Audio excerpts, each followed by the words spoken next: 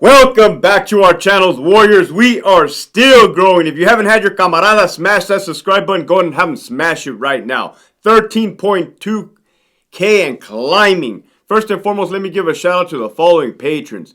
AI Vega, Fio, Claudia, Miguel, Let Our Actions Lead Others to Christ, Big Bad 48, Nova, Jack, Linda, Michigan Wolverines, Marius, Chevelle66, Gigi, Abuelita's Journey, and Daus Herrero. If you haven't already signed up for that Patreon, make sure you hit that link in the description below.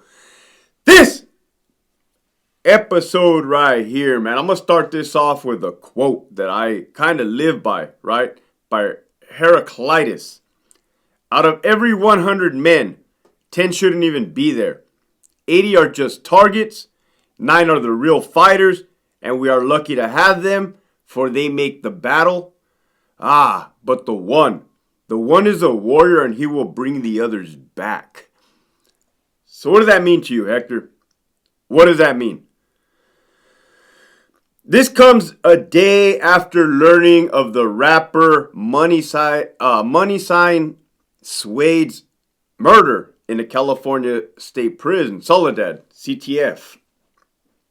Looking at the young kid's face, his demeanor, his body language, he was not ready, he was not built for that lifestyle that pursues, right? You get into something that's violent, treacherous, murderous, like California prisons, or war, actual combat, if you're in the military. It's all the same, man. When it's one man against another man trying to take their life, it's all the same. It boils down to primitive behavior, right? The warrior mentality. You can go back eras, decades, centuries, right? Eons, if that's the word. And war, right? Some are religious battles, others are philosophical battles. I mean, it's over territory, literally, right? Territory on the streets, territory in countries, Iraq.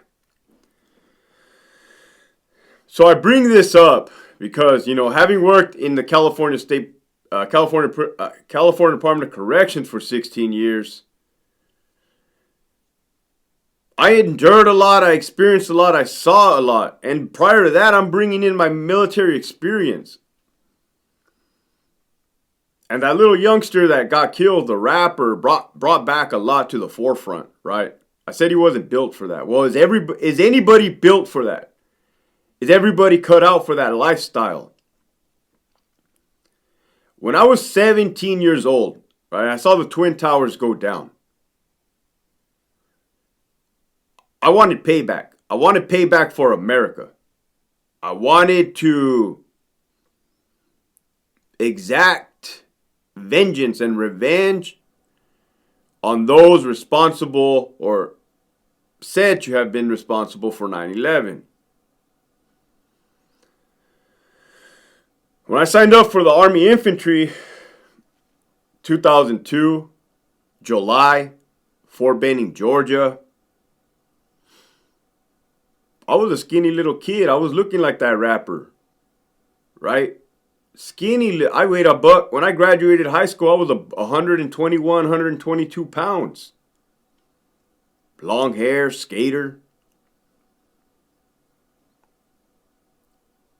I thought that's what I had wanted. It is what I had wanted. Then the drill sergeant starts doing the thing. You're a killer. You're a killer. You're a killer. You're going to go over there. You're going to kill. You're going to kill on behalf of our country. You're going to kill on behalf of your brothers. You're going to go and kill. And I remember it hitting me like, man, is this really what I signed up for? Is this truly me? Is this it? Like, 17 years old, the brain wasn't fully developed. They said it develops at 26. And I remember hitting a point thinking, if I do not trick my mind into thinking that this is it, and I better like this, then I'm going to have a hard time. I'm going to have a real hard time. Because it had already not been sitting well. And that's exactly what I did. Some people want to use the terminology brainwashing. You could use it training, indoctrination, whatever you want. It is that you want to call it. That is how it looked for me. 17. All right, Hector. Well, now that you got the training to be a killer by the best, right? You got the Marine Corps infantry, you got the Army infantry, right? I will never say that one is higher than the other. Shout out to the Marines for sure. I always put them up on the top, right? The Marines. So the few, the proud. Not that many people have earned that title. I go to Iraq. Even then, Hector, you ain't ever been tested. You ain't ever been tested like that. How are you going to react? I remember being in Kuwait prior to departing up to Iraq. I remember thinking, am I going to freeze? Am I going to hide? Am I going to run? What is going to happen when the bullets start flying, when the bombs start going off? I don't know. I do not know. The only thing I've seen is the movies. I've seen We Were Soldiers. I've seen Saving Private Ryan. Definitely seen Black Hawk Down, right? Those are my era, my movies.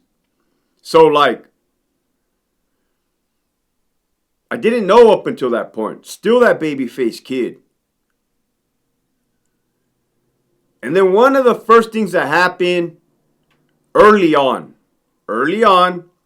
was another platoon in our same company.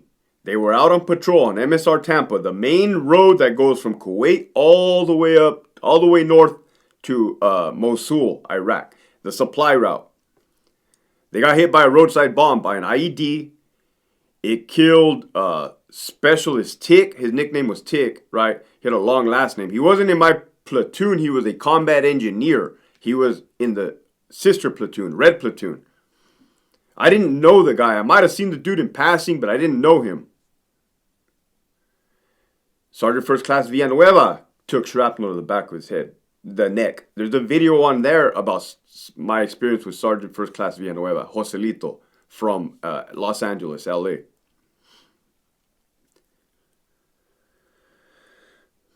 That put things in perspective, like, oh man, we can get got.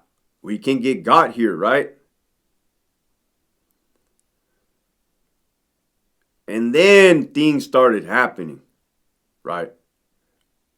I started putting rounds down range. Well, everybody was, right? But this is my experience, right? Now we're shooting at people, right? Shooting at insurgents, shooting at bad guys. Were they? I don't know. That war was so great. I mean, yeah, all the signs added up to that they were combatives, hostiles, right? Evidence and whatnot.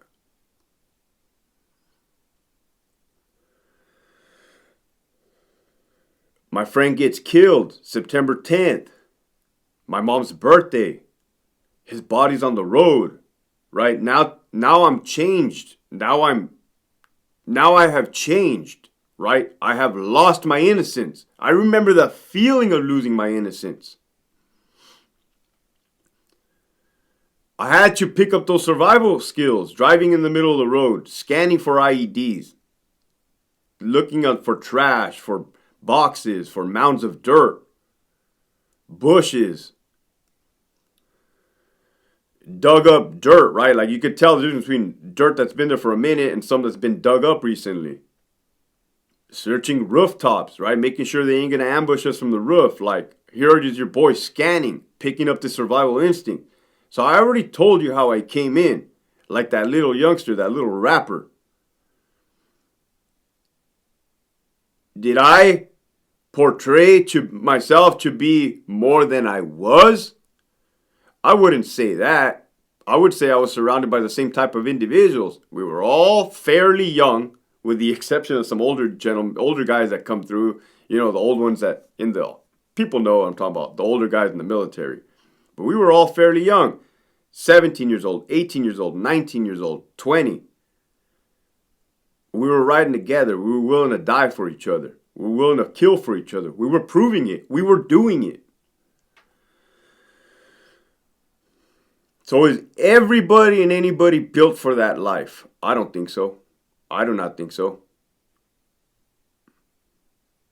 Can one's actions get them?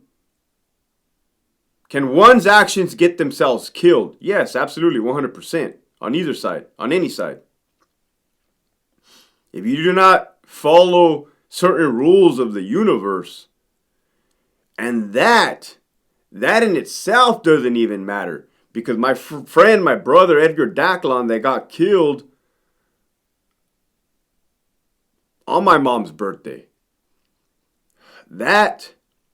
He was a great, great guy. And this is why I do what I do today. I could not fill those boots, right? But I'm sure in the hell going to try and live a good life in honor and memory of him because I did wrong for so many years, right? This is my way of giving back to the world, giving back to society. Hopefully you guys learn through my mistakes, my triumphs, my tribulations.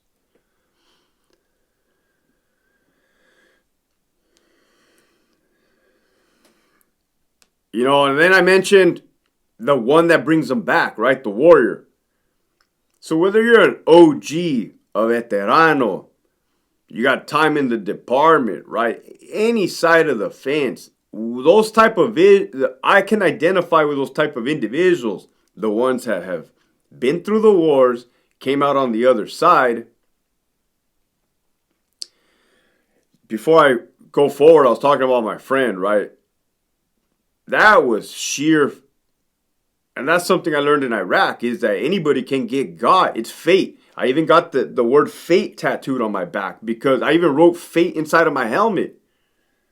Where's my damn helmet?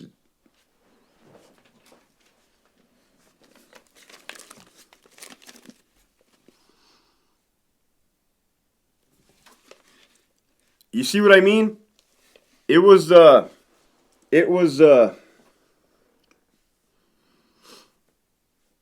this life is very short, man.